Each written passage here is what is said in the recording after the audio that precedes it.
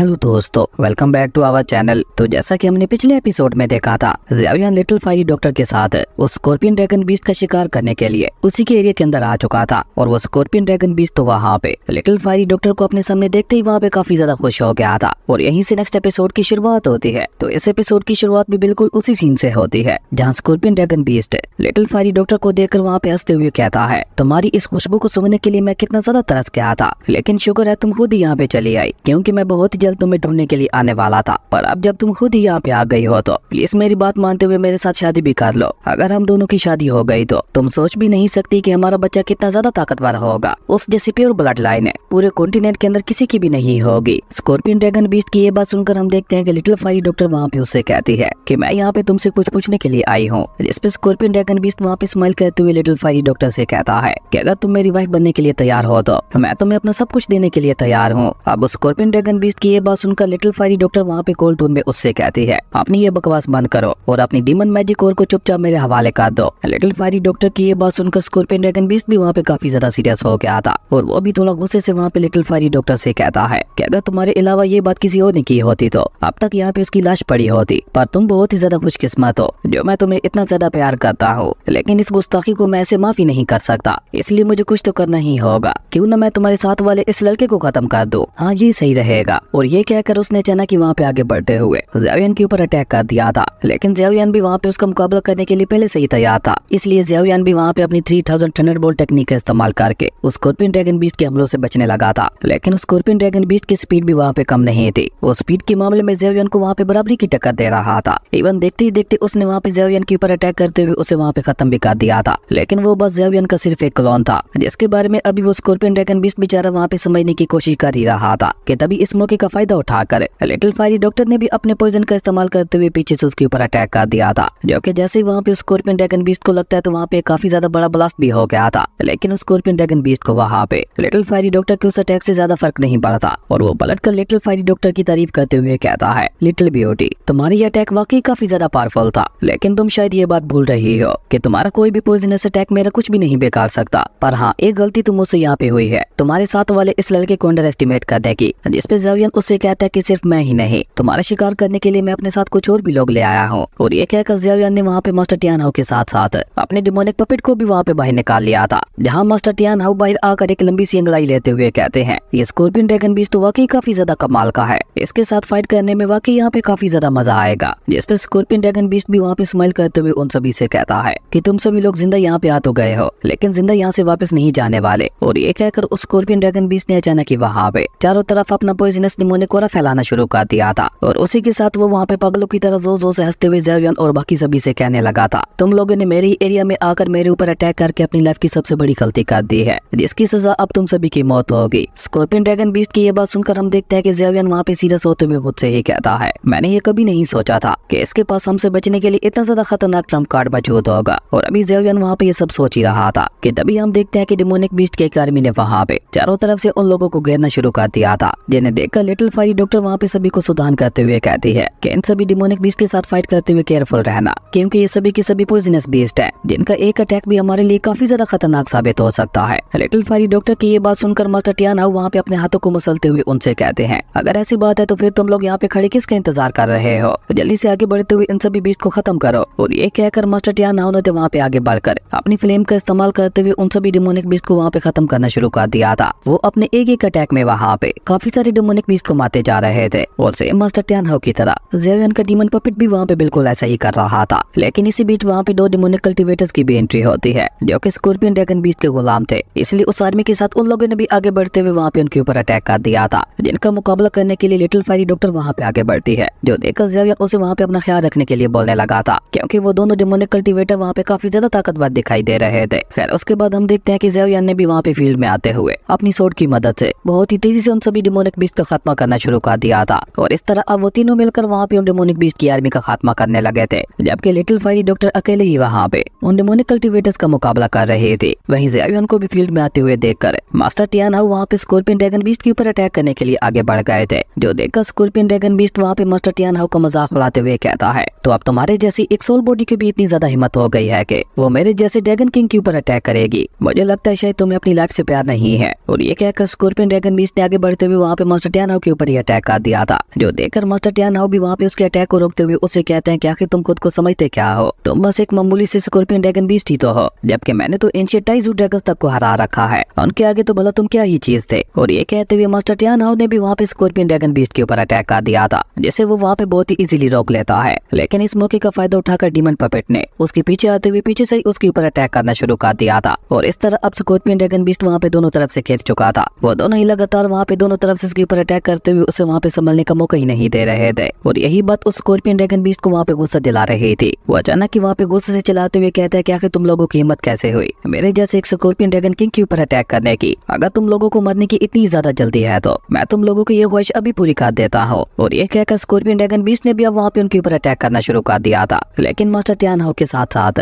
Demon puppet ने भी बहुत ही इजीली उसके अटैक से खुद को बचा लिया था। और मास्टर टियान हाउ तो वहाँ पे उसका मजाक उड़ाते हुए कहते हैं कि अगर मेरे पास मेरी रियल बॉडी मौजूद होती तो अब तक मैं न जाने कब का तुम्हें क्यूटी की तरह मसल चुका होता। लेकिन भली आज मेरे पास मेरी रियल बॉडी यहाँ पे मौजूद नहीं है, लेकिन फिर भी मैं तुम्हें यहाँ पे बहुत ही बुरी मौत देने वाला हूँ। और ये कहते कहते मास्टर टियान हाउ ने वहाँ पे अपना खतरनाक और रिलीज करना शुरू कर दिया था। और डीमन पपेट के साथ मिलकर अब उन्होंने वहाँ पे और भी तेजी से स्कॉर्पियन ड्रैगन बीस्ट के ऊपर अटैक करना शुरू कर दिया था। जबकि वहीं दूसरी तरफ हम देखते हैं कि ज़ेवियन अकेले ही वहाँ पे उन डेमोनिक बीस्ट के साथ फाइट करते हुए उनका सफाया कर रहा था। लेकिन वो वहाँ पे जितने ज्यादा डेमोनिक बीस्ट को मार रहा था, वहाँ पे उल्टा दुगनी तादाद में डेमोनिक बीस्ट आए जा रहे थे, जो देखकर ज़ेवियन भी वहाँ पे परेशान होते हुए कहता है कि अगर यहाँ पे ये सब ऐसे ही चलता रहा तो ये हमारे लिए काफी ज्यादा खतरनाक हो सकता है। मुझे जल्द से जल्द इन डेमोनिक बीस्ट को पूरी तरह से खत्म करने का कोई न कोई रास्ता ढूंढना ही होगा। वहीं दूसरी तरफ लिटिल फायरी डॉक्टर को भी वहाँ पे उन दो डेमोनिक कल्टीवेटर्स के साथ फाइट करते हुए थोड़ी परेशानी हो रही थी। लेकिन जैसे ही वो दोनों कल्टीवेटर वहाँ पे मिलकर एक साथ उसके ऊपर अटैक करने की कोशिश करते हैं तो लिटिल फायरी डॉक्टर ने वहाँ पे अपनी पॉइजन पावर का इस्तेमाल करके एक जायंट स्पिरिचुअल हैंड को क्रिएट करते हुए उसकी मदद से न सिर्फ वहाँ पे उनके अटैक को रोक दिया था, बल्कि उसी के साथ साथ उन दोनों डेमोनिक कल्टीवेटर्स के ऊपर अटैक भी कर दिया था। जबकि वहीं दूसरी तरफ हम देखते हैं कि मास्टर टियान हाउ और स्कॉर्पियन ड्रैगन बीस्ट के बीच की फाइट है वहाँ पे और भी ज्यादा खतरनाक होती जा रही थी। और डीमन पपेट भी यहाँ पे मास्टर टियान हाउ को पूरा साथ देते हुए स्कॉर्पियन ड्रैगन बीस्ट के ऊपर भारी पड़ रहा था। इसलिए स्कॉर्पियन ड्रैगन बीस्ट सबसे पहले वहाँ पे डीमन पपेट को ठिकाने लगाने का डिसाइड करता है। इसलिए उसने अचानक ही वहाँ पे डीमन पपेट को एक बहुत ही ज्यादा पावरफुल पंच मारते हुए उसे वहाँ पे उठा के नीचे फेंक दिया था। जबकि इस मौके का फायदा उठाकर मास्टर टियान हाउ ने उसे वहाँ पे किक मारते हुए उसे वहाँ पे उठा के पीछे फेंक दिया था। और बेचारा वो स्कॉर्पियन ड्रैगन बीस्ट वहाँ पे कुछ समय पाता उससे पहले मास्टर टियान हाउ ने वहाँ पे एक बार फिर से आगे बढ़ते हुए उसके ड्रैगन सिंग के ऊपर अटैक करके उसका वहाँ पे एक सिंग ही तोड़ दिया था। और मास्टर टियान हाउ का ये अटैक इतना ज्यादा पावरफुल था कि उसके इम्पैक्ट की वजह से हम देखते हैं कि स्कॉर्पियन ड्रैगन बीस्ट वहाँ पे बहुत ही तेजी से नीचे जा गिरा था। और जब स्कॉर्पियन ड्रैगन बीस्ट वहाँ पे उठकर अपनी सिंग को चेक करता है तो उसके गुस्से का वहाँ पे कोई ठिकाना ही नहीं था। वो गुस्से से वहाँ पे चिल्लाते हुए मास्टर टियान हाउ से कहता है, तुम्हारी हिम्मत भी कैसे हुई मेरे ड्रैगन हॉर्न को तोड़ने की, अब तो मैं यहाँ पे तुम में से किसी को भी जिंदा नहीं छोड़ने वाला। और ये कहकर स्कॉर्पियन ड्रैगन बीस्ट ने अचानक ही वहाँ पे अपनी ब्लड लाइन की पावर्स को एक्टिवेट करना शुरू कर दिया था, जिसके चलते हम देखते हैं कि आसपास का सारा पॉइजनस सोरा खुद ब खुद ही वहाँ पे इकट्ठा होते हुए सीधा उसकी बॉडी के अंदर जाने लगा था। और सिर्फ इतना ही नहीं, वो सभी डिमोनिक बीस्ट भी वहाँ पे एनर्जी में ट्रांसफॉर्म होते हुए स्कॉर्पियन ड्रैगन बीस्ट की बॉडी के अंदर जाने लगे थे, जिसके चलते हम देखते हैं कि स्कॉर्पियन ड्रैगन बीस्ट की बॉडी को वहाँ पे चारों तरफ से पॉइजनस ऑरा ने अपने अंदर घेर लिया था। और देखते ही देखते उन सभी की पावर को ऑब्जर्व करने की वजह से वो वहाँ पे अपनी ट्रू ड्रैगन बीस्ट वाली फॉर्म में आ गया था, जो कि वहाँ पे पहले से भी ज्यादा खतरनाक दिखाई दे रहा था। और जैसे वो वहाँ पे नीचे जमीन पे आता है तो उसकी बॉडी से इतना ज्यादा खतरनाक पॉइजनस डिमोनिक ऑरा निकलता है कि उसके रास्ते में वहाँ पे जो कोई भी चीज आ रही थी वो उसे वहाँ पे तबाह करता जा रहा था। और वो स्कॉर्पियन ड्रैगन बीस्ट वहाँ पे उन सभी को धमकी देते हुए कहता है, तुम सभी लोगों ने आज मुझे यहाँ पे अपने ट्रू फॉर्म में आने के लिए मजबूर कर दिया, इसके बदले में आज ये किंग तुम सभी को सजा देते हुए छोटे छोटे टुकड़ों में काट देगा। और ये कहकर स्कॉर्पियन ड्रैगन बीस्ट ने अचानक ही वहाँ पे अपने खतरनाक डिमोनिक ऑरा का इस्तेमाल करते हुए ज़ेवियन के साथ साथ बाकी सभी के ऊपर भी अटैक करना शुरू कर दिया था, जिससे वो सभी लोग खुद को वहाँ पे बहुत ही मुश्किल से बचा रहे थे। जबकि लिटिल फायरी डॉक्टर को तो अभी तक भी वहाँ पे उन दोनों डिमोनिक कल्टीवेटर्स नहीं घेर रखा था। हालांकि लिटिल फायरी डॉक्टर वहाँ पे ज़ेवियन और बाकी सभी की मदद करने के लिए जाना चाहती थी, लेकिन वो दोनों डिमोनिक कल्टीवेटर बार बार बीच में आते हुए उसे वहाँ पे आगे बढ़ने से रोक रहे थे। जबकि वहीं दूसरी तरफ ज़ेवियन वहाँ पे मास्टर टियान हाउ से कहता है कि आपको थोड़ी देर के लिए यहाँ पे इस ड्रैगन बीस्ट को संभालना होगा ताकि मैं इसे खत्म करने का कोई रास्ता ढूंढ सकूं। जिसपे मास्टर टियान हाउ वहाँ पे ज़ेवियन से कहते हैं कि तब तक तुम इसका ध्यान भटकाओ और इस मौके का फायदा उठाकर मैं इसे यहाँ पे ट्रैप करने की कोशिश करूंगा। मास्टर टियान हाउ की ये बात सुनकर ज़ेवियन सीधे ही वहाँ पे स्कॉर्पियन ड्रैगन बीस्ट के ऊपर अटैक करने के लिए आगे बढ़ के आता ताकि वो स्कॉर्पियन ड्रैगन बीस्ट का सारा ध्यान है वहाँ पे अपनी तरफ खींच सके। और होता भी वहाँ पे बिल्कुल ऐसा ही है। जैसे ही वो स्कॉर्पियन ड्रैगन बीस्ट वहाँ पे ज़ेवियन के साथ साथ उस डीमन पपेट को अपनी तरफ आते हुए देखता है तो उसका ध्यान वहाँ पे मास्टर टियान हाउ से हट गया था और उसने अपना पूरा फोकस उन दोनों के ऊपर ही लगाते हुए उन दोनों के ऊपर ही अटैक करना शुरू कर दिया था। लेकिन वो दोनों भी वहाँ पे बहुत ही तेजी से मूव करते हुए स्कॉर्पियन ड्रैगन बीस्ट के सभी हमलों को वहाँ पे डोज करते जा रहे थे, लेकिन उसके बावजूद भी वो स्कॉर्पियन ड्रैगन बीस्ट था के अपने हमलों को रोकने का नाम ही नहीं ले रहा था। जबकि इस मौके का फायदा उठाकर हम देखते हैं कि मास्टर टियान हाउ ने वहाँ पे अचानक स्कॉर्पियन ड्रैगन बीस्ट के चारों तरफ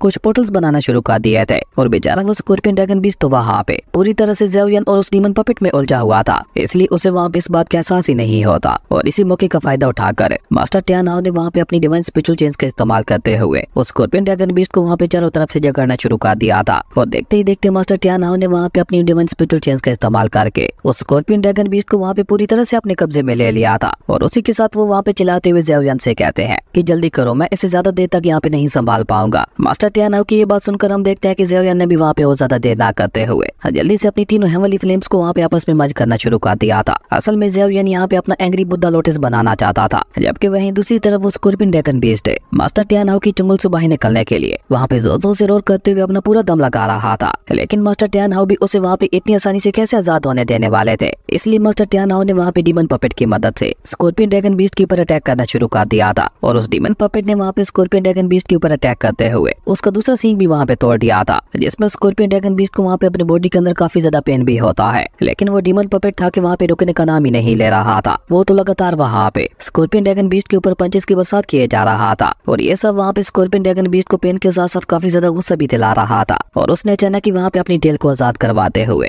डीमन पपेट के ऊपर अटैक करके उसे वहाँ पे उठा के काफी पीछे फेंक दिया था, जो देखकर मास्टर टियान हाउ वहाँ पे ज़ेवियन से कहते हैं कि जल्दी करो, हमारे पास और ज्यादा समय नहीं है। मास्टर टियान हाउ की ये बात सुनकर हम देखते हैं कि अब ज़ेवियन ने वहाँ पे और भी तेजी से अपने उस अटैक को क्रिएट करना शुरू कर दिया था। जबकि वहीं दूसरी तरफ स्कॉर्पियन ड्रैगन बीस्ट अब धीरे धीरे वहाँ पे मास्टर टियान हाउ की चेंज को डिस्ट्रॉय करते हुए बाहर आने की कोशिश करने लगा था। हालांकि मास्टर टियान हाउ वहाँ पे नई स्पिरिचुअल चेंज का इस्तेमाल करते हुए उसे वहाँ पे संभाले रखने की कोशिश करते हैं, लेकिन स्कॉर्पियन ड्रैगन बीस्ट गुस्से से वहाँ पे चिल्लाते हुए उन सभी से कहता है कि आज मैं तुम सभी लोगों को यहाँ पे बहुत ही बुरी मौत देने वाला हूँ। और ये कहकर स्कॉर्पियन ड्रैगन बीस्ट ने अचानक ही वहाँ पे अपने खतरनाक डिमोनिक ऑरा का इस्तेमाल करते हुए खुद को वहाँ पे मास्टर टियान हाउ की डिवाइन स्पिरिचुअल चेंज से आजाद करवा लिया था, जो देखकर ज़ेवियन जल्दी से वहाँ पे चिल्लाते हुए मास्टर टियान हाउ को संभालने के लिए कहता है। पर तब तक बहुत ज्यादा देर हो चुकी थी, क्योंकि स्कॉर्पियन ड्रैगन बीस्ट ने अचानक ही आगे बढ़ते हुए मास्टर टियान हाउ के ऊपर अटैक करके उन्हें वहाँ पे उठाकर काफी पीछे फेंक दिया था। और जब डीमन पपेट वहाँ पे स्कॉर्पियन ड्रैगन बीस्ट के ऊपर अटैक करने के लिए आगे बढ़ता है तो उसके ऊपर भी अटैक करते हुए स्कॉर्पियन ड्रैगन बीस्ट ने उसे वहाँ पे पीछे फेंक दिया था। लेकिन उसके बावजूद भी वो दोनों वहाँ पे अपनी हार नहीं मानते और उन दोनों ने वहाँ पे एक बार फिर से मिलकर दोनों तरफ से स्कॉर्पियन ड्रैगन बीस्ट के ऊपर अटैक करना शुरू कर दिया था, जो देखकर स्कॉर्पियन ड्रैगन बीस्ट भी वहाँ पे उनके हमलों को रोकते हुए उनसे कहने लगता है कि आज पहली बार किसी ने मुझे इतनी बुरी तरह से घायल किया है, वरना आज तक तो किसी की मेरे सामने सर उठाने की भी हिम्मत नहीं हुई थी। और तुम लोगों की इतनी हिम्मत बढ़ गई है कि तुम लोगों ने यहाँ पे मेरे ऊपर अटैक करते हुए मुझे इतनी बुरी तरह से घायल कर दिया। और ये कहकर स्कॉर्पियन ड्रैगन बीस्ट ने अचानक वहाँ पे मास्टर टियान हाउ के साथ डीमन पपेट को भी वहाँ पे बहुत ही बुरी तरह से मारना शुरू कर दिया था। और उन दोनों के ऊपर ये अटैक करते हुए उसने वहाँ पे उन दोनों को उठाकर काफी पीछे भी फेंक दिया था, जिसके बाद वो वहाँ पे अपने एक बहुत ही ज्यादा खतरनाक अटैक को तैयार करते हुए उन दोनों से कहता है कि आज अगर मैंने यहाँ पे तुम दोनों को राख में नहीं मिला दिया तो मेरा नाम भी स्कॉर्पियन ड्रैगन किंग नहीं। वही स्कॉर्पियन ड्रैगन बीस्ट की ये बात सुनकर हम देखते हैं कि ज़ेवियन ने वहाँ पे और भी ज्यादा तेजी से अपने एंग्री बुद्धा लोटस फ्लावर को क्रिएट करना शुरू कर दिया था। जबकि वो दोनों डेमोनिक कल्टीवेटर्स तो अभी तक भी वहाँ पे लिटिल फायरी डॉक्टर को पीछे छोड़ने का नाम ही नहीं ले रहे थे। जबकि वहीं दूसरी तरफ हम देखते हैं कि अब स्कॉर्पियन ड्रैगन बीस्ट ने वहाँ पे अपने उस खतरनाक अटैक को वहाँ पे रेडी कर लिया था और मास्टर टियान हाउ को कोई भी मौका दिए बगैर उसने वहाँ पे सीधा मास्टर टियान हाउ के ऊपर अटैक भी कर दिया था। लेकिन उसका वो अटैक वहाँ पे मास्टर टियान हाउ को लग पाता उससे पहले ही ज़ेवियन वहाँ पे अपने एंग्री बुद्धा लोटस फ्लावर को क्रिएट करते हुए वहाँ पे मास्टर टियान हाउ के सामने आ गया था और उसने वहाँ पे स्कॉर्पियन ड्रैगन बीस्ट के अटैक को रोकने के लिए अपने एंग्री बुद्धा लोटस फ्लावर को वहाँ पे आगे भेज दिया था। और जैसे ही उन दोनों को ये खतरनाक अटैक्स आपस में टकराते हैं तो हम देखते हैं कि वहाँ पे चारों तरफ बहुत ही ज्यादा पावरफुल शॉक वेव्स निकलने लगी थी। पर ज़ेवियन का एंग्री बुद्धा लोटस फ्लावर वहाँ पे स्कॉर्पियन ड्रैगन बीस्ट के अटैक को जीतता हुआ सीधे जाकर वहाँ पे स्कॉर्पियन ड्रैगन बीस्ट को ही हिट करके आता। भले ही स्कॉर्पियन ड्रैगन बीस्ट बहुत ज्यादा खतरनाक और पावरफुल था, लेकिन ज़ेवियन के एंग्री बुद्धा लोटस फ्लावर के सामने तो आज तक कोई भी नहीं टिक पाया था। तो फिर ये ड्रैगन बीस्ट क्या ही चीज था। इसलिए हम देखते हैं कि जैसे ज़ेवियन का एंग्री बुद्धा लोटस फ्लावर वहाँ पे स्कॉर्पियन ड्रैगन बीस्ट को लगता है तो वहाँ पे काफी बड़ा ब्लास्ट हो गया था। और ये ब्लास्ट इतना ज्यादा खतरनाक था कि उसके इम्पैक्ट की वजह से वो पूरा एरिया ही वहाँ पे शेक होने लगा था। और ज़ेवियन के इसी खतरनाक अटैक के साथ स्कॉर्पियन ड्रैगन बीस्ट का खेल वहीं पे खत्म हो गया था। और जब वो दोनों डेमोनिक कल्टीवेटर्स वहाँ पे अपने मास्टर को मरा हुआ देखते हैं तो वो दोनों भी वहाँ पे समझ चुके थे कि अभी यहाँ पे उनका रुकना बेकार है। और ऊपर से लिटिल फायरी डॉक्टर वहाँ पे अपने अटैक को रेडी करके उन दोनों की तरफ आगे बढ़ते हुए उन दोनों से कहती है कि थोड़ी ही देर में तुम दोनों का भी यहाँ पे यही हाल होने वाला है। अब लिटिल फायरी डॉक्टर की ये बात सुनकर तो हम देखते हैं कि वो दोनों वहाँ पे जल्दी से अपनी जान बचाते हुए वहाँ से भाग गए थे। जिनके जाते ही लिटिल फायरी डॉक्टर भी जल्दी से वहाँ पे ज़ेवियन के पास आ जाती है, जहाँ वो सभी स्कॉर्पियन ड्रैगन बीस्ट की बॉडी के सामने ही खड़े हुए थे और मास्टर टियानाओ वहाँ पे एक लंबी सी अंगड़ाई लेते हुए कहते हैं, फाइनली ये खत्म हो ही गया, इसने तो मेरी बूढ़ी हड्डियों को बहुत ही ज्यादा थका दिया था। जबकि वहीं हम देखते हैं कि ज़ेवियन वहाँ पे और ज्यादा देर ना करते हुए जल्दी से स्कॉर्पियन ड्रैगन बीस्ट के ब्लड एसेंस को वहाँ पे एक स्पिरिट बोतल के अंदर कलेक्ट करने लगा था। और लिटिल फेरी डॉक्टर भी वहाँ पे ज़ेवियन के पास आते हुए उससे कहती है कि हम लोगों को जल्द से जल्द यहाँ से निकलना होगा, क्योंकि हमारी इस खतरनाक फाइट के बाद आइस ग्लेशियर वैली का ध्यान भी इसी तरफ आया होगा, जिसके चलते वो लोग कभी भी यहाँ पे आ सकते हैं। लिटिल फेरी डॉक्टर की ये बात सुनकर ज़ेवियन ने भी वहाँ पे जल्दी से स्कॉर्पियन ड्रैगन बीस्ट के ब्लड एसेंस को कलेक्ट कर लिया था और उसी के साथ साथ उसकी डीमन मैजिक कोर को भी वहाँ पे अपने पास रख लिया था। जिसके बाद वो सभी लोग वहाँ पे और ज्यादा देर ना करते हुए जल्दी से उड़ते हुए वहाँ से निकल गए थे। उसके बाद सीन चेंज होते हमें दोबारा उसी केव का ही सीन दिखाया जाता है, जहाँ ज़ेवियन के साथ साथ बाकी सभी लोग भी वापस आ चुके थे। जहाँ ज़ेवियन अपने सभी साथियों से कह रहा था कि अगर हम लोग जिनलान की बात माने तो उसके मुताबिक आइस ग्लेशियर वैली ने अब हमारे पीछे अपने सबसे पावरफुल डाउजोंग रियलम के वॉरियर्स को हमारे पीछे लगा रखा है, इसलिए वो लोग हम तक पहुंचे उससे पहले मुझे यहाँ पे मास्टर टियानाओ के साथ साथ लिटिल फेरी डॉक्टर को भी ठीक करना होगा, और अगर ऐसा ना हुआ तो हम लोग यहाँ पे बहुत ही बड़ी मुसीबत में फंस सकते हैं। ज़ेवियन की ये बात सुनकर हम देखते हैं कि लिटिल फेरी डॉक्टर वहाँ पे जो कि सारे मामले को बहुत ही अच्छी तरह से समझ रही थी, वो सीरियस होते हुए ज़ेवियन से कहती है, मेरे ख्याल से तो तुम्हें सबसे पहले यहाँ पे सीनियर टियानाओ की बॉडी को रिफाइन करना चाहिए, क्योंकि अभी हमारे लिए सबसे ज्यादा जरूरी वही है। क्योंकि अगर सीनियर टियानाओ को अपनी ट्रू बॉडी वापस मिल जाती है तो वो बहुत ही जल्द अपनी असली पावर्स को भी वापस पा लेंगे, और फिर उनकी मदद से आइस ग्लेशियर वैली का मुकाबला करना भी हमारे लिए आसान हो जाएगा। और रही बात मेरी पॉइजनस बॉडी की, तो उसे तो तुम कभी भी ठीक कर सकते हो, क्योंकि उसमें अभी भी 3 महीने बाकी है।